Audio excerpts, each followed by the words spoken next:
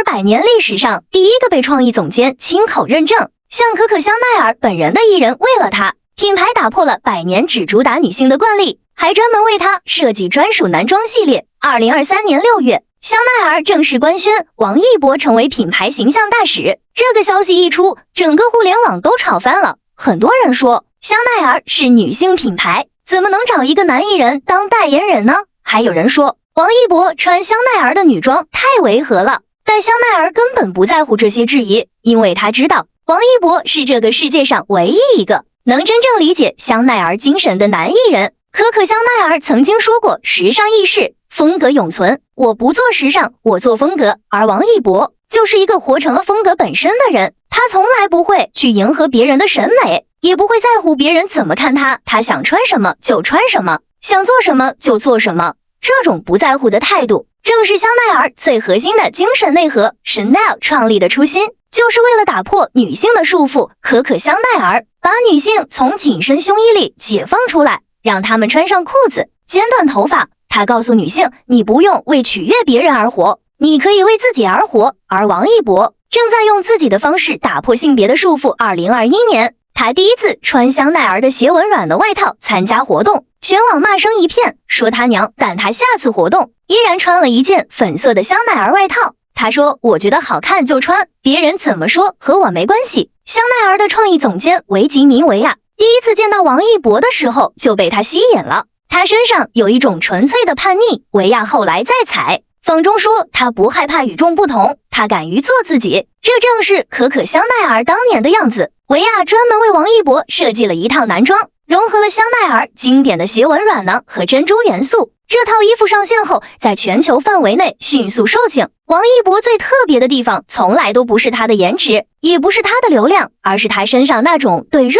爱的事情极致专注的态度。他喜欢街舞，就成了中国顶尖的街舞舞者；他喜欢摩托车，就成了职业摩托车手，拿过全国冠军；他喜欢滑板，就成了中国滑板运动推广大使。他做任何事情都会做到极致，这种极致的专注和香奈儿一直倡导的工匠精神完美契合。他参加摩托车比赛的时候，脖子上一直戴着香奈儿的珍珠项链。有人问他为什么，他说，这是我的幸运符，我带着它比赛，心里会很踏实。他没有把香奈儿当成一个工作，而是把它融入了自己的生活。香奈儿2023年财报显示，中国区男装销售额同比增长 25%， 其中王一博代言的品类增长超过 40%。 很多以前从来不买香奈儿的年轻男性，因为王一博第一次走进了 Chanel 的门店，你去看王一博穿 Chanel 的衣服，会发现他根本不是在穿女装，他只是在穿一件他觉得很好看的衣服而已。他不会因为这件衣服是女装就觉得别扭，也不会因为别人的眼光就改变自己。他的身上有一种纯粹的少年感，这种少年感让所有的标签都变得毫无意义。现在的王一博已经成为了全球无性别时尚的代表人物，他用自己的影响力改变了很多人对性别的刻板印象。他告诉我们，真正的自由不是别人允许你做什么，而是你可以不在乎别人怎么说，勇敢地做自己。这就是香奈儿选择王一博的原因，也是他最珍贵的地方。王一博凭什么代言香奈儿？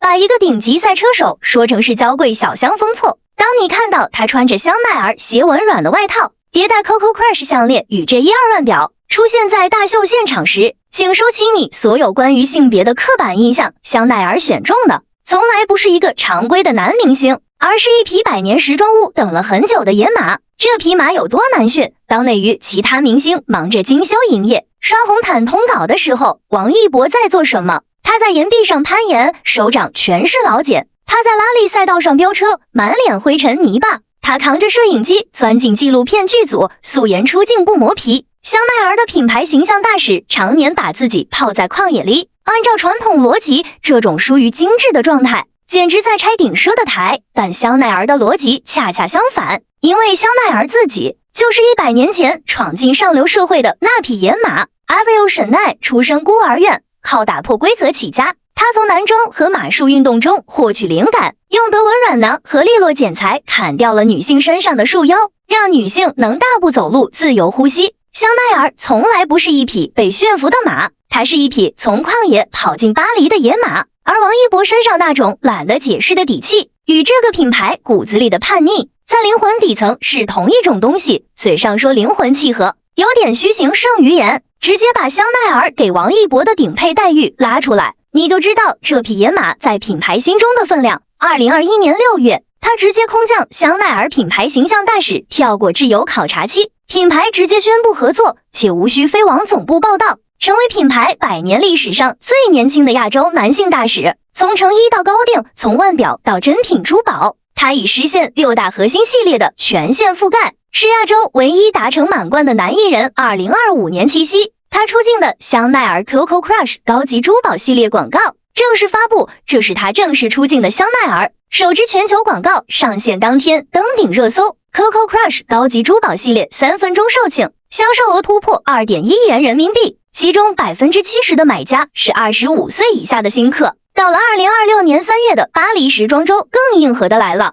香奈儿 LVMH 集团、开云集团是全球3大奢侈品巨头，历来水火不容，合同里有一条延续了上百年的竞品排他的铁律，你签了一个就别想碰另一个。但王一博是例外，他以 Lao 全球代言人、Lacoste 全球代言人、香奈儿品牌形象大使的3重最高头衔，连续出席3场大秀，成为全球时尚史上唯一在单届时装周横跨3大顶级奢侈品集团的艺人。在权威机构 INCUSIve 统计的2026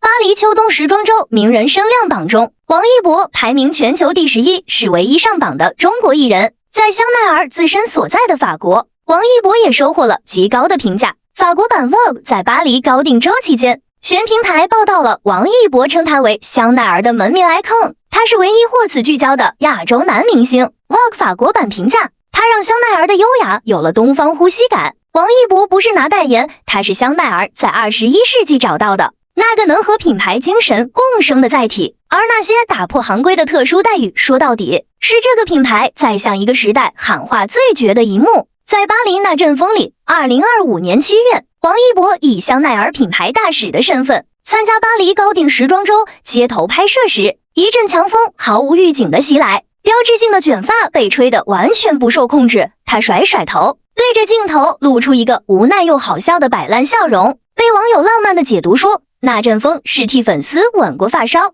风是香奈儿的隐形基因。 Gabrielle Chanel 少女时代在海边度过，海风是她记忆里自由的味道，她革命性的设计让女人的身体第一次不被束缚，本身就是一阵剪裁上的自由之风。巴黎那阵风吹过，吹垮了所谓的精致，吹出了人和衣服最自然的共生状态。那一刻，她不是在穿香奈儿，她是和香奈儿一同站在风里。两匹野马终于认出了对方最顶级的贵气，不是标签化的精致，而是见过风浪后的极致松弛。他不需要成为衣服的主人或奴隶，他只需要做好他自己。而香奈儿等待了100年，等的就是一个不讨好、不设限，在旷野中做自己的人，把他的优雅与叛逆活成3次元。王一博就是答案。